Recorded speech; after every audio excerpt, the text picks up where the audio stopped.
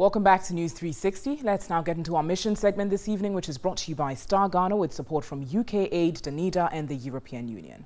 We'll start off in health, as residents of Garikpe in the Nanumba South District of the Northern Region have devised means to assist health personnel provide care to pregnant women. Stanley Niblo reports the area is earmarked as CHIP zone, but has no physical structure. The Garikpe community is inhabited by people from the Konkomba tribe and are mainly farmers. The community is about 20 minutes drive from Wulensi, the Nanumba South District capital. Access to healthcare is a challenge. Garikpe and 4 other communities have been demarcated for a CHIP zone but have no physical structure. Nurses are, however, deployed to provide healthcare to residents daily. For more than 2 years, healthcare was being administered to residents under trees until the community intervened by providing this place. But this intervention is not enough. The structure serves as an outpatient department, delivery room, consulting and pregnancy examining rooms, as well as storage facility. The room is stuffy and gets crowded whenever patients visit the facility for healthcare. Pregnant women and nursing babies suffer the most. I don't know how to describe this structure, but this is what is serving residents of Garikpe and beyond as a CHIPS compound. The heat alone emanating from this room adds up to their sicknesses. This structure, even the heat that is blowing right now, and look at the drugs displayed. The potency of the drug is at stake. We have CHIPS compound, we call CHIPS compound under trees and CHIPS compound, but this one, cannot even classify as to whether it's a CHIPS compound under veranda or maybe a CHIPS compound behind somebody's house. In the midst of lack of resources, health personnel here are giving up their best to save lives, but their efforts are being hindered. Since when this clinic started, that was 2016. In fact, there has never been something like motorbike given to the clinic for us to run outreach programs. We are using our own Mapuka bikes, and you know the northern region, the roads in the northern region here, and then using Mapuka bike to access some of these inaccessible places is something that is hectic. Health personnel manning the structure say expectant mothers do not often patronize the facility when they are due to deliver. A woman giving birth in the house will take pride over the colleague who has gone to deliver in the health facility. So, I delivered in the house. That shows how strong or how healthy I am. But now, we at the grassroots level, it's our responsibility, and we have taken it upon ourselves, and we are doing the sensitization that those are the things of the past. They should try and come. They shouldn't sit in the house to deliver so that they will take pride for delivering in the house. Weighing is done under trees. Lack of accommodation for health caregivers also impedes service delivery, especially for night cases. The assemblyman for the area is one of the main opinion leaders who often meets to discuss means to improve healthcare in the area.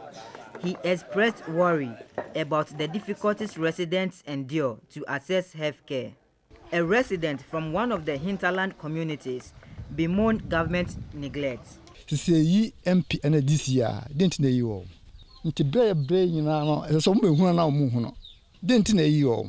Why do we have these CEs and MPs? Don't they see the suffering we are going through? District Chief Executive for Nanumba South attributes the district's inability to put up a decent CHIPS facility to lack of funds. He said the assembly has several pressing projects, but inadequate funding has delayed their completion. The poverty rate at Garikpe is no different from other communities in the northern region.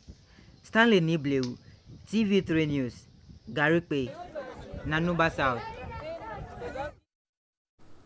Well, from healthcare, let's turn to education. As teachers and pupils at the Tikarini Evangelical Presbyterian School in the Pandai district of the Northern Region risk studying in a deplorable classroom months after portions of their roof was ripped off by a storm. Inadequate furniture also compels pupils to lie on the floor.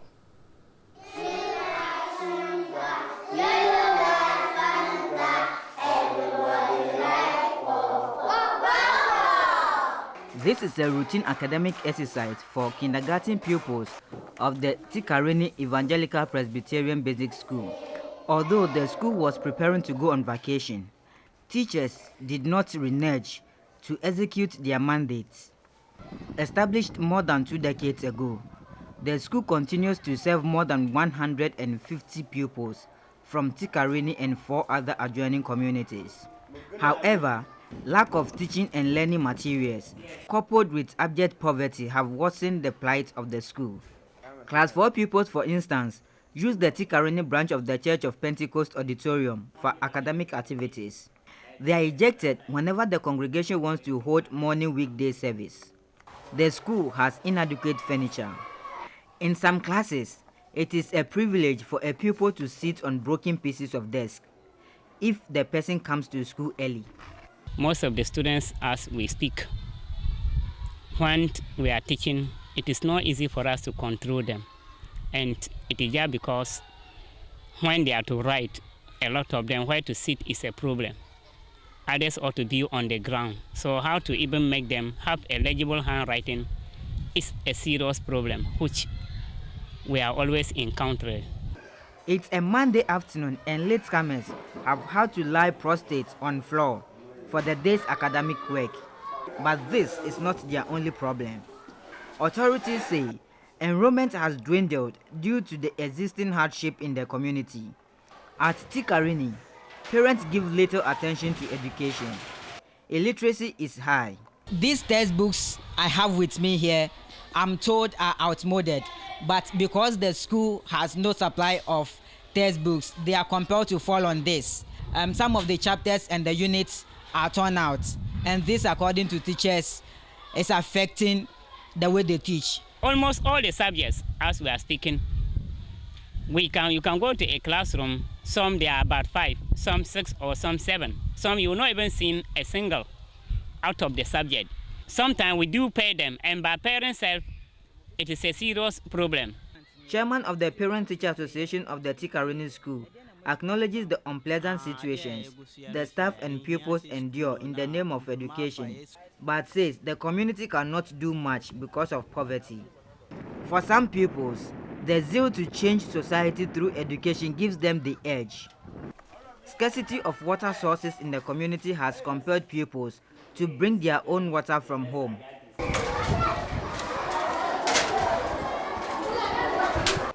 In February this year, a rainstorm succeeded in ripping off portions of the school's roof. 3 months on, the roof has not been fixed. This exposed both teachers and pupils to danger.